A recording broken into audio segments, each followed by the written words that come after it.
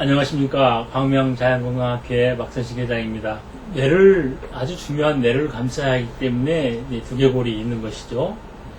이제 뇌만을 보호한다라면 두개골이 지금처럼 쪽바가지 형식으로 갖춰질 필요가 없습니다. 통바가지로 해야 되죠. 통바가지처럼 두개골이 되어 있어야 되는데 사실은 이게 보면 쪽바가지처럼 되어 있어요.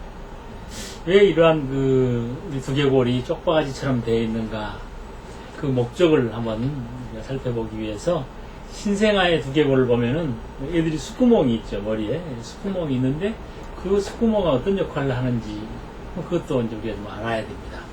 그래야 그 이후에 이제 숫구멍은 닫히지만 우리가 이제 8조각으로 되어 있는 뇌 두개골, 그리고 또 이제 안면 두개골 포함해서 한 23개 이제 두개골 뼈가 되어 있는데, 이 뼈에 대해서 알아보기 위해서 먼저 신생아의 두개골을 한번 보겠습니다.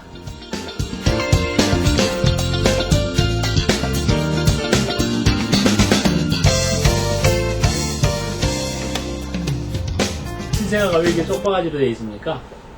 공간도 많이 비어 있고, 그리고 숫구멍, 대천문입니다. 후천문, 그리고 축두천문이라고 해가지고 이렇게 측면에 2개가 있어요. 근데 축두천문은 그냥 바로 닫힙니다. 출생 후에 얼마 있다가 닫히는데, 대천문은 이것은 좀 이제 우리 이 봉합선을 이해하는 데 도움이 돼요. 처음에는 한 1.5 내지 2cm 정도 이렇게 숫구멍이 있습니다. 그러다가 이제 보시면은 한 1년쯤 되면은 그게 커집니다. 1년 돼가면서 6개월에서 한 1년 되면서 급기야는 3cm까지 커져요. 그러다가 다시 줄어들어 가지고 1년하고 한 6개월쯤 18개월에는 거의 폐쇄됩니다.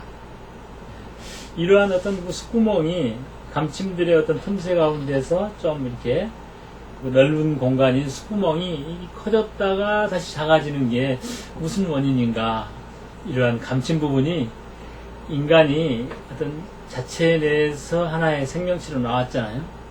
그 상태에서 이 우주하고, 다시 말해 이 세계하고 접촉에 있어서 나의 위치를 이렇게 좀 점해보는 과정에서 있는 어떤 통교성인 관문이 아닌가라고 생각을 합니다. 그래서 이제 우리의 두개골들이 이제 나오겠습니다만은, 이게 앞에서 본 두개골이죠. 전두골, 두정골, 두정골 밑에 이게 축두골, 비 포함해서 축두골, 그리고 후두골 이렇게 있죠. 네, 2개입니다만은, 이러한 어떤 봉합선으로 되어 있는 이러한 우리 몸을 어떻게 이해하고 이것은 또 어떤 의미가 있는지, 이렇게 딱딱하게 완전히 굳어버린 뼈 같지만 다시 한번 유연해지면 어떠는지, 신생아가 낳자마자 숫구멍이 있다가 좀 더 커졌다가 그 다음에 닫혔습니다. 이걸 이제 유압이라 그러는데, 이게 이제 너무 빨리 유압이 되는 경우가 있어요. 이런 경우는 조기 유압인데, 이럴 때는 이제 뇌압이 상승해가지고 어떤 시각장애라든지 안면기형, 또 우리가 말하기 알 수 없는 여러 가지 질환들이 이제 생기는 걸로 나타나고 있습니다. 그러면 우리가 이제 뇌 두개골에 대해서 주로 공부를 많이 할 건데, 설명을 할 건데요. 조금 자세하게 좀 구조적인 것도 좀 보겠습니다. 전두골, 여기 이제 안화죠, 안화. 여기는 관골이고요. 여기 상악골이죠, 상악골. 그 다음에 하악골. 근데 조금 보입니다만 이게 이제 두정골이죠, 두정골. 두정골에서 아주 적게 보입니다. 이 저평골입니다. 이 측면, 관자놀이. 저평골인데 거기만 저평골이냐? 안화의 외측에서도 저평골입니다. 저평골. 저평골이 그러니까는 뇌 2개의 저면을 형성하고 있구나, 안화부이 있구나. 좀 더 자세히 들어가면은 이 대입과 뭐 소입이 있고 그렇습니다. 자, 그럼 여기서 측면을 보시면은 봉합선들이 좀 더 자세히 나옵니다. 우리가 이 관을 쓴다 그러죠. 이게 전두골이 이렇게 탈처럼, 하회 탈처럼 생겼는데, 그 연결된 이 부분이 관상봉합이죠. 그리고 이 측두골하고 두정골이 만나는 부분, 이 부분이 봉합인데 이 봉합은 비늘봉합이라는 비늘봉합, 인상봉합이라는.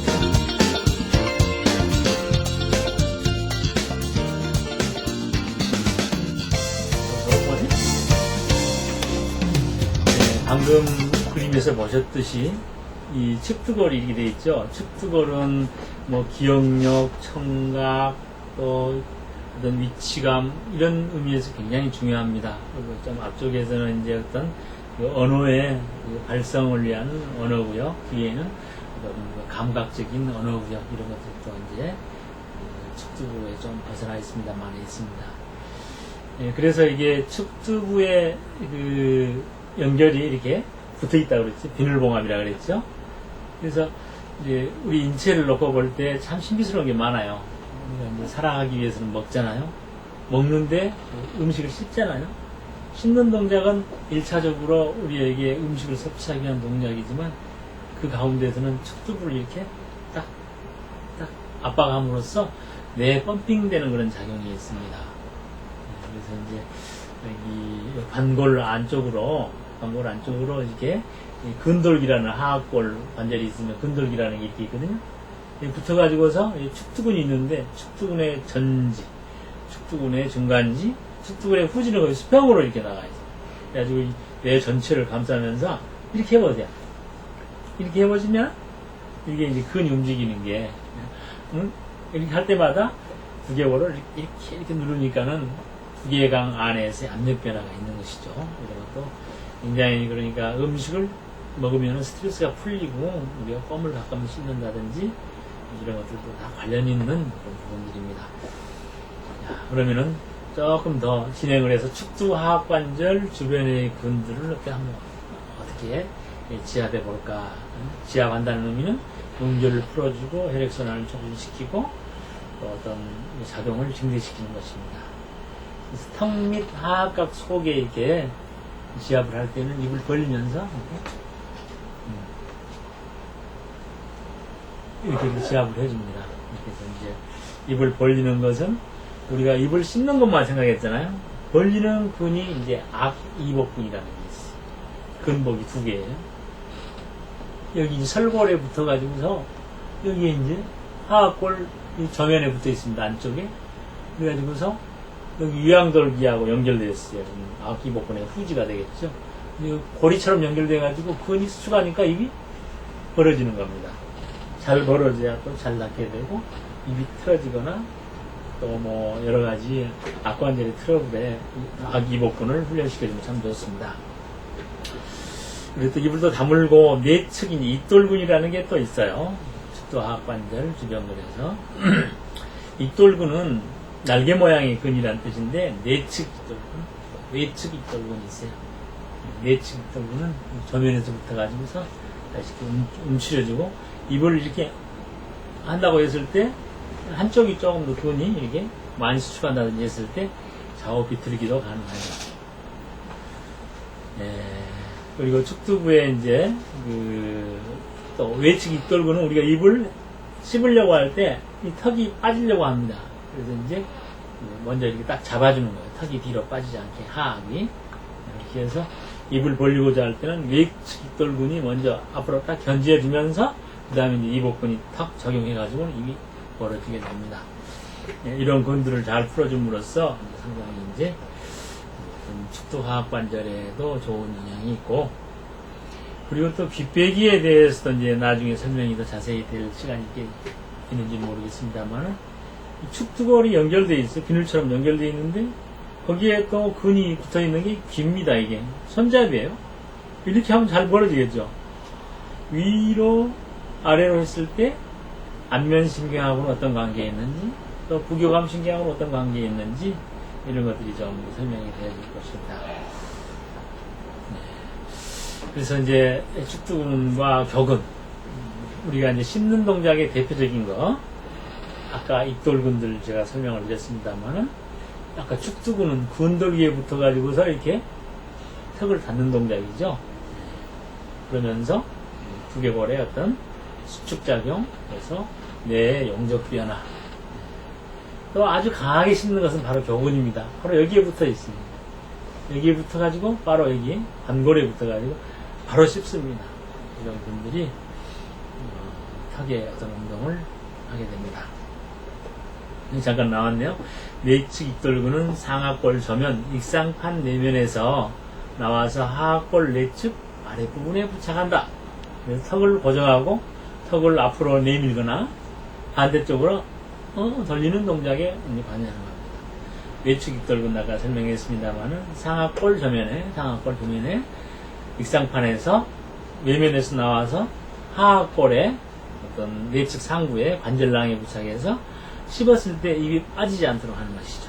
그래서 저작운 동시 턱관절이 빠지지 않게 하고 반대측으로 턱을 돌리게 하는데도 여기 많이 딱 이렇게 되겠죠. 이렇게 그러한 작용을 합니다. 아까 이복근에 대해서 제가 설명을 드렸었는데 여기가 이복근의 전지, 설골, 도르래처럼 꽉 잡고 있습니다. 유양돌기에 붙어 있어요. 이게. 후지의 문제는 뒤에 이렇게 두통하고 관련되고 또 이복근의 전지 부분에서는 이게 앞니들의 어떤 시림 이런 것하고 관련이 돼요.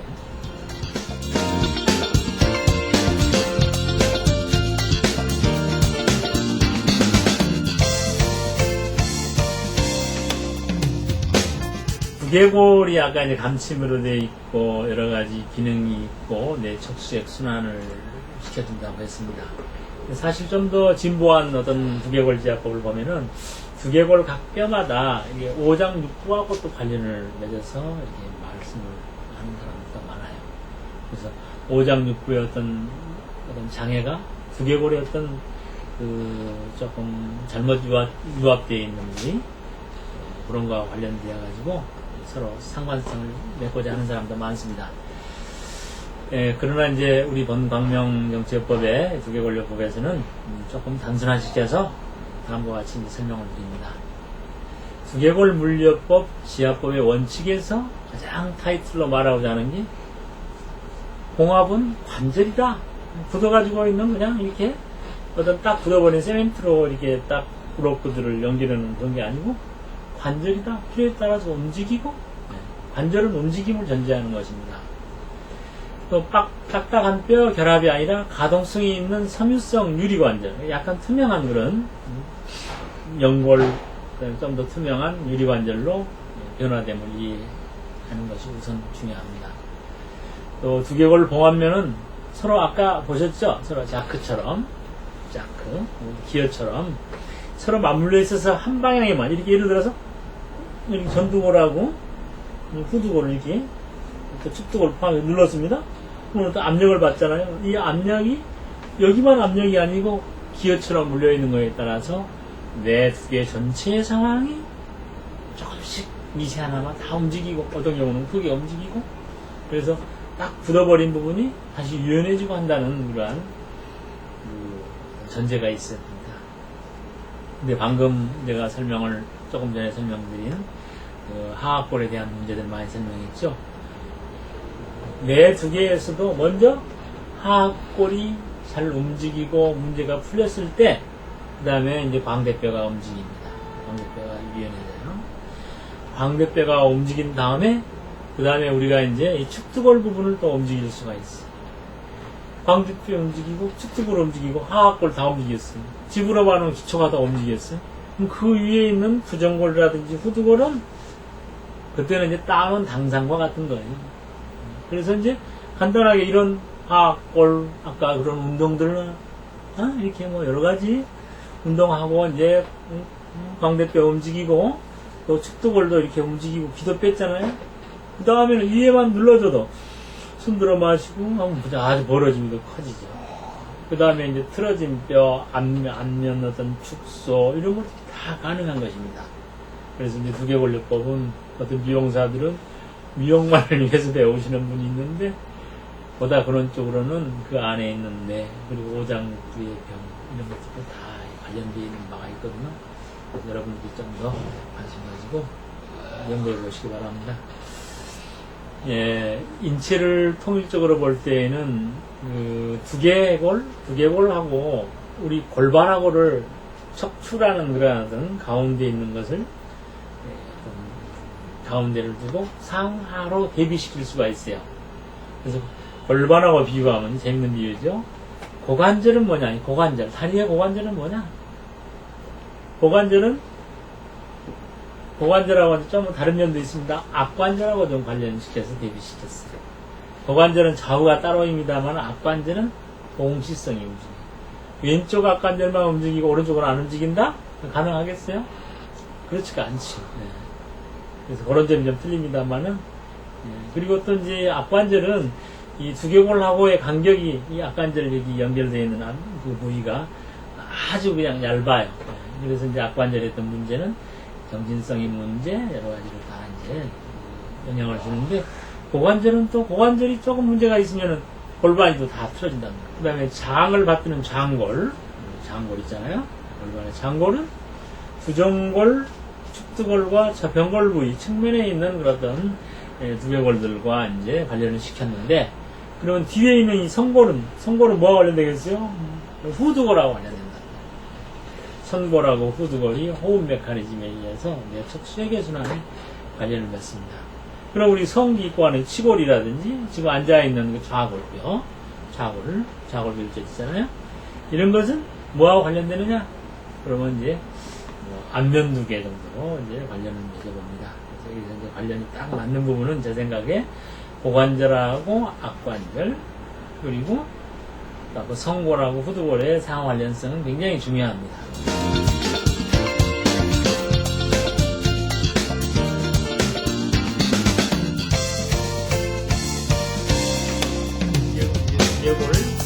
두개골 지압법에 대해서 이제 말씀을 드려야 되겠습니다. 좀 실제적인 부분을 먼저 말씀을 드리고, 또 참고되는 내용들을 그 후에 좀 더 골 하단을 먼저 지압을 해야 되겠다. 그 다음에 이제 또 이제 전두골하고 후두골하고 또 이렇게 대칭성인 관계에 있는 부분이 있어요. 그 안에는 이제 두전골이 있습니다만은 전후 대칭이죠. 전두골은 또 특히 이제 전두근이 두통에 전두근을 풀어주거나 전두골을 이렇게 올려주거나 이렇게 안화에서부터 올려주거나 하면 굉장히 효과가 좋아요. 후두골에서는 또 그 후두근이 이렇게 있어요. 이런 부분도 전두골하고 후두골은 특히 이제 정신, 호흡하고 관련이 깊습니다. 그리고 이제 축두골과 저변골 지압법. 축두골은 이렇게 여닫아주는 그런 특성이 있고, 저변골은 어떤 가동성이 거의 없어요. 그래서 우리가 여기 눈 밝게 한다고 이 태양 이런 자리를 꽉 눌러버리잖아요. 그래서 굉장히 두개골 요법을 모르고, 뇌 상태를 모르고, 두개골 상태를 모르고 하는 우리가 어떤 무지의 소치입니다. 저변골이 압박을 받으면 뇌 두 개 안에서 압박이 심해요. 뇌 저를 형성하는 부분이거든요. 그래서 저변골 부분은 고타시켜야 됩니다. 특히 이제 우리 광명사에서 나오는 딱따구 같은 게 대표적인 것입니다. 그리고 또 이제 두개골 지압법에서는 봉합선 지압법, 봉합선들, 시상봉합, 관상봉합, 기본 포즈입니다. 관상봉합, 또 람다봉합, 마사지 하면서 이 봉합선들을 지압해 줌으로써 어떤 봉합 부분의 유연성을 증대시킵니다. 그리고 또 이제 두개골 지압법에서 우리 큰 도화가 있으면 손잡이 있잖아요. 손잡이에 해당되는 부분이 하나 있어요. 손잡이가 바로 귀입니다. 뼈로 이야기할 때는 네이도입니다. 네이도. 구멍이, 귓구멍을 잡고 앞으로, 축두골이 굉장히 앞으로 쏠리는 겁니다. 그럼 앞으로 뒤로 할 때는 그냥 요걸 이렇게 뒤로 하기보다는 관골을 잡고, 광대뼈를 잡고, 뒤로 제낍니다. 이렇게. 이러한 어떤 손잡이 부분을 잘 활용을 한다. 그리고 또 이제 그 앞면 두 개에서부터 위에 오르빗, 안화 있잖아요. 안화를 이렇게 해줌으로써 전두골이 호흡과 함께 커져야 되겠죠? 들릴 수 있는 그런 안화부 지압법. 그 부분 특히 이제 교재 216쪽을 참조하시면 되겠습니다. 그리고 귓배기어법, 또 축두골 여닫기, 후두골 지압법과 흉쇄유돌근 지압법들, 이런 것도 굉장히 중요합니다. 흉쇄유돌근 지압법은 이제 별도의 두개골 요법이라기보다는 지압법이기 때문에 다른 챕터에서 아주 중요하게 다루도록 하겠습니다. 이제 그림을 좀 보면서 이제 하겠습니다. 먼저 이제 하악골의 하단 지하법 1, 내측 입돌근 지하법. 입돌근 지하법. 입돌근이 이제 전체적으로 있죠, 이렇게. 그래서 이제 입을 들어 마시면서, 입을 약간 벌리면서, 턱을 빼면서 이렇게 지압해주면 좋습니다. 숨을 들어 마실 때 벌리고 눌러주는 것이죠. 자, 그 다음에 또 두 번째. 아기복근 후지, 유양돌기 안쪽에 이제 붙어 있는 그 아기복근 후지 부위 있죠? 이 후지에 문제가 있으면 이 후두통이 생긴다 그랬어요. 주두통이나 후두통 쪽에. 여기도 호흡과 함께 눌러주는 것이죠? 내쉬고, 아기복근 후지. 그리고 이제 아래가 하악골이 풀리면 그 다음에 광대뼈가 움직인다 그랬죠? 광대뼈를 좌우로 여닫을 수 있어요. 좌우로 여닫으면 비골하고 또 이제 그 상악골에 여기 어떤 유압된 부분 이런 부분이 다 자극이 돼서 유연해집니다. 숨 들어 마시고 내쉬고는 귓구멍을 내이공을 앞으로 네, 이렇게 해서 벌써 이 동작까지 되어지면은 상당히 이제 진척된 것이죠. 그 다음에 이제 광대뼈를 좌우 이동 지압법 딱 하지만 해주고 광대뼈하고 내이공에 잡아서 뒤로 빼주고 내주고 이렇게 해서 한쪽씩 좀 강조해가지고 이 광대뼈를 움직일 수가 있습니다. 움직임의 목적? 유연성이 목적이죠. 잘 움직이면 뇌척수의 호순환이 잘 된다. 또 관골을 이렇게 상하로 이렇게 해가지고 올릴 수가 있어요. 이렇게 올리고 내리고 호흡과 같이 해주는 것을 뇌는 가장 좋아합니다. 우리 몸도 호흡과 함께 우리가 어떤 숨을 맞춰서 한다고 그러잖아요. 다른 사람하고 할 때도 호흡에 맞춰서 하게 되면 어떤 부작용이 없어요. 광골 상하 대항지압법. 자, 이제 광골이 하악골, 광대뼈 움직였습니다. 축두골, 구정골 움직여 보겠습니다. 구정골하고 축두골을 그냥 이게 감친 부분을 좀 아래로 해가지고 할 수도 있어요. 귀 바로 위에다가 숨 들어 마시고 내쉬고 숨 들어 마시고 내쉬고 깍지 끼어서 이렇게 숨 들어 마시고 내쉬면 구정골까지 같이 이렇게 쭉 눌러줄 수가 있죠. 숨 들어 마시고 내쉬고 이것은 지금 좌우 대칭을 그냥 바로 줍니다. 그러나 이제 어떤 방향성을 줄 수도 있죠. 봅시다. 전두골에다 됐어요. 후두골. 숨 들어 마셨다가 내쉬면 짱구 치료하는 것이 짱구. 그리고 이제 두개골의 어떤 영적 변화, 두개골의 어떤 가동성, 뇌라고 하는 어떤 그런 인간의 어떤 가장 그 컨트롤 센터인 뇌가 계속 움직이고 이렇게 더 확장하고자 하거든요. 그래서 둥그렇게 형성되어 있습니다. 그래서 이런 방향으로 저런 방향으로 이 지압을 봉합선을 따라서 지압을 해주는 것이죠. 두 번째로 볼까요? 그리고 아까 이제 그 성상점 이야기했죠. 성상점 유양돌기, 그 다음에 축두부, 그 다음에 후두부, 또 이제 구정부, 좀 더 올라가면 구정부도 포함됩니다만 거기에 연결되어 있는 관문을 이렇게 누르면은 여러 봉합이 연결되어 있는 관문을 누른다고 해보세요. 다른 부위가 벌어지겠죠, 이게. 자, 숨 들어 마시고 내쉬고 이런 데는 강하게 할 필요가 없어요. 숨 들어 마시고 내쉬고 이런 것으로서 뇌 두 개 전체가 유연해집니다.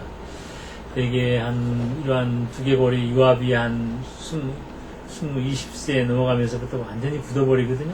그러면서 우리 몸도 굳어버리는 거예요. 그러면서 노화가 진척이 돼요. 근데 다시금 두개골요법을 실시함으로써 다시 젊었을 때 그런 힘으로, 그런 기분으로 되돌아갑니다. 어떤 탈모 현상 같은 것도 다시 생기고, 또 어떤 신체적인 어떤 해충이랄까, 이런 의미를 체험할 수 있는 게 바로 두개골요법이고, 또 아주 어려운 병이 들었을 때, 어려운 병 국소, 그 어떤 장기의 문제도 해결해야 되겠습니다만은 이 두개골이 굳어버리면 거기에 대한 고착이 되고 병에 대해서 두개골요법은 만취병에 대해서도 우리가 생각을 해야 되는 그런 부분입니다. 예, 또 다른 각도에서 이제 그 성상점과 전두골 대항제하고 설명을 드렸습니다. 그리고 이제 전두골 부위, 이렇게 전두골 부위 마치 손잡이가 좋은 게 있어요. 손 들어 마시고 내쉬고, 손 들어 마시고 내쉬고, 이와 같이 누워있을 때 이런 것을 해줄 때에는 이 전두근을 좀 마사지해 보세요. 굉장히 안정이 되고 어떤 전두부의 혈액순환이 촉진이 되어집니다. 이와 같은 어떤 그 두개골에 그 열리고 닫히는 부분들을 여러분들이 잘 보셨습니다.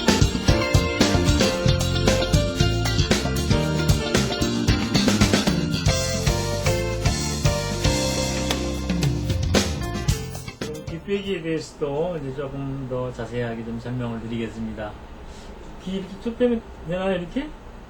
옛날에 장난 삼아서 저는 이렇게 쭉 빼가지고 이렇게 떡소리 나게도 해봤었는데, 그렇게 무리할 필요까지는 없고, 측두골이 열린다라는 그런 개념하고, 또 이제 귀, 내이도 아래로 이렇게 안면신경이 또 흐르고 있어요. 그런 부분들을 좀 관련지어서,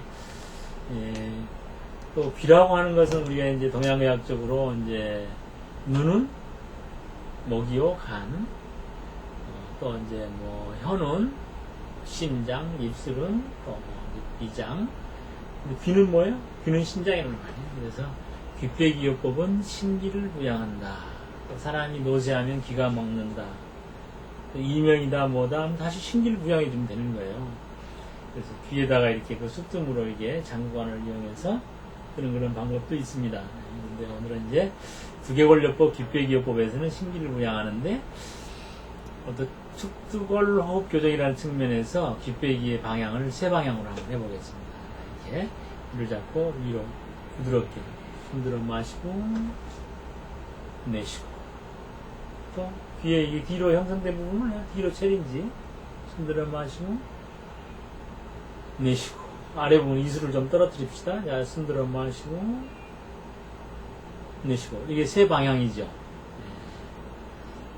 그래서 이제 귀에는 특히 위 이첨이라고 하는 부위, 다음 그림 좀 볼까요?